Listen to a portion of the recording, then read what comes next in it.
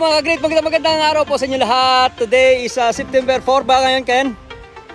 September 4, no? Katatapos natin mag-harvest, tapos na ibiyahin na po nila yung talong. Ito na po yung ating talong na tinabas natin noong July 29, 2023. Today is September 4, 2023. Nakapanghapat na harvest na po tayo. At bumubolyum na po yung bunga niya. So ano na po ba nangyari sa talong natin, ano? Ito pong talong na to, after po nung tinabas mula July 29, 2023, wala naman tayong nilagay rito kahit anong klaseng abono, kahit na organic, kahit synthetic. Nabubuhay na lang po ito sa sarili niya. At yung mga tinabas natin dito, ginawa na rin natin, tinunaw na rin natin ng bioenzyme, inispray na rin natin ng bioenzyme, kaya nalusaw na rin po, naging pataba na rin po niya. So titingnan natin po kung ano na po itsura ng halaman today.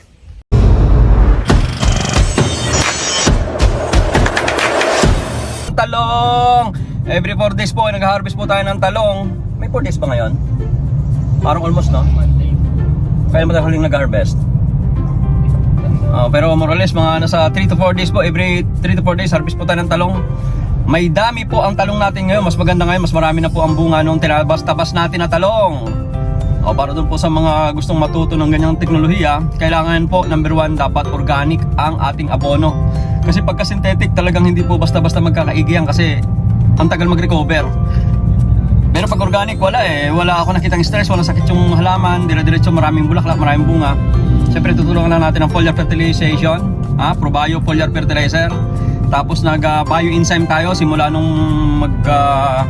first rotivate tayo hanggang sa magbago magtanim, bioenzyme lagay natin.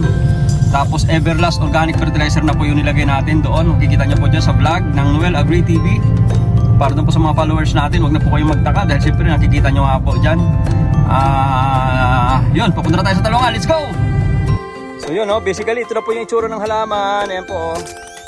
So napakaganda na ng tayo ng halaman. Tapos siyempre alam mo na yung talong, ano yan, very aggressive po yan pagka organic, no?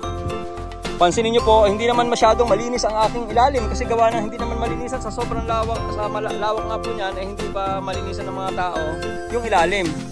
Pero yung ilalim naman po, hindi na rin masyadong makakaabala yan sa talong kasi gawa ng mataas na po yung ating talong ulit.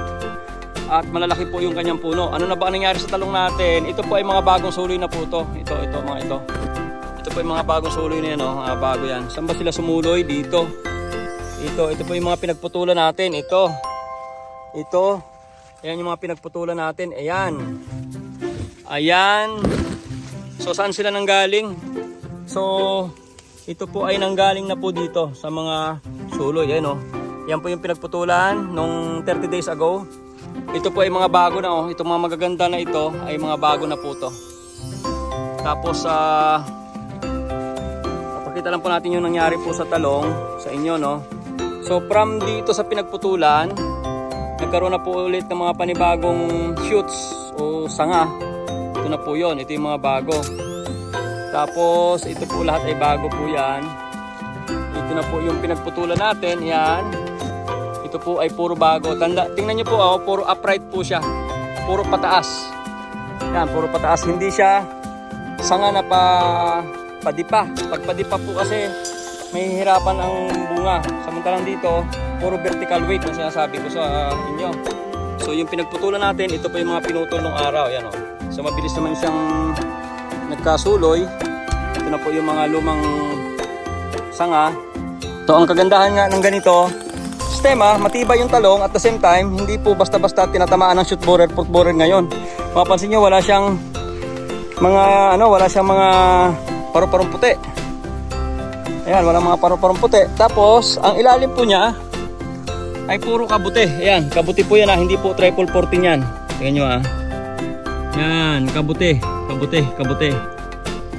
Ibig sabihin po ay mga beneficial fungus po yan para sa lupa. Ayan. Ang ganda ng ating puno ng talong. Talagang super lusog. Yan ang masasabi ko, talagang malusog. Natural na malusog. Hindi po pinalusog ng mga abonong synthetic. At ang mga abono po niya na hindi po basta-basta nauubos ay ito, nasa puno na yan. Yan po ay Everlast Organic Fertilizer. Nilagay po natin yan nung panahon na siya ay itinanim at bago taniman, naglagay po tayo ng Everlast. Kaya yung mga, kung marami mang bunga na ganyan, yan po ay dahil po dyan sa Everlast lang. Natural lang po, no? Walang halong synthetic na fertilizer. Akala mo triple 14, ayun pala, yan po ay mushroom. Hindi naman sobrang linis kasi nga wala itong plastic mulch. Pero ito po yung pinaka-healthy yan na lupa. Natural soil. At buhay na lupa. Kahit na taniman mo agad ito sa susunod, hindi mo na kinakailangang i-condition pa kasi po yan ay maganda na talaga siya. Yan yung tinatawag na sustainable farming. Ito na po yung mga susunod na harvestin natin. At presto, every 4 days na po ang harvest natin. Ang ganda ng ilalim. Alam niyo yung mga dahon na to na didecompose. At pag na-decompose po yan, nagiging fertilizer din ulit. Mula dito sa ganito, na hindi pa siya masyadong decompose, yung mga lumang dahon niya po malalaglag. Tapos, pag nalaglag yung dahon niya na luma, dahil po maraming mga arthropods at mga mikrobyo, ay nadidecompose po yan, magiging ganito. Pag nagiging ganito, magiging ganon. Ayan o, magiging ganyan na siya. Pag nagiging ganyan na siya, susunod na yan ay magiging humus na po yan, magiging lupa na po yan, at magiging pataba na po sa ating lupa. Yan ang kailangan ng ating lupa para ang karakteristik ay parang nagiging damo po yung ating halaman. So pagka sumukal na ulit, ay tatabasin na ulit natin to. After 2 months, tatabas na po ulit tayo rito at mananariwa po ulit yung puno na malakas po yung puno niya, no? Kahit ugayin mo, di basta-basta natutumba. Okay? So matipid to kasi unang-una hindi ka maglalagay na ng abono. Walang komersyal na abono na synthetic. At halos hindi ka na rin naglalagay ng organic kasi nga, tingnan mo yung lupa, oh. So healthy soil. Hindi magkakaroon ng mga mushroom kung ang lupa mo ay depleted. Alright? Yan po ang tinatawag na sustainable farming. Kahit sa gulay, kahit sa palay, kahit anong klaseng halaman, ay pwede nating gawin. Same principle, it will fall in the same principle.